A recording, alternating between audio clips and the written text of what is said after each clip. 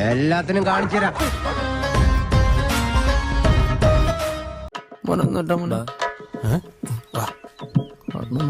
Hi guys, ഹോസ്പിറ്റലിൽ ചാവാൻ കിടക്കുന്ന എന്റെ അപ്പൂപ്പനെ കാണാൻ പോകുന്നതിന് ഒരു ഗെറ്റ് റെഡി വിത്ത് മീ ആയാലോ?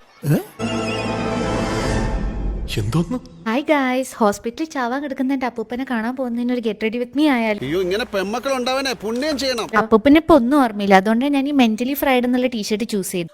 എന്റെ ഭഗവാനെ, ഇനി ഞാൻ എന്തെല്ലാം കാണണോവോ.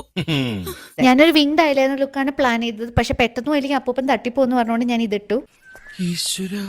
ഇതാണ് ന്യൂ ജനറേഷൻ. ഇതാണ് ഞാൻ യൂസ് ചെയ്യുന്ന ലിപ്സ്റ്റിക്. അമ്മൂമ്മ മരിക്കാൻ കിടക്കുന്നതിന് മുമ്പ് ഞാൻ ഒരുപാട് ഇട്ട് കൊടുത്തിരുന്നു. പുള്ളിക്കാരിക്ക് ഭയങ്കര ഇഷ്ടമായിരുന്നു, അതുകൊണ്ടാണ് ഞാനിത് ചൂസ് ചെയ്തത്.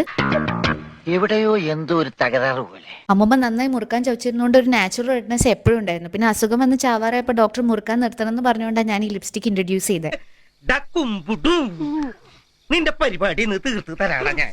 എന്താ മല്ലയ്യ, എന്താ ഞാൻ കേൾക്കുന്നത്?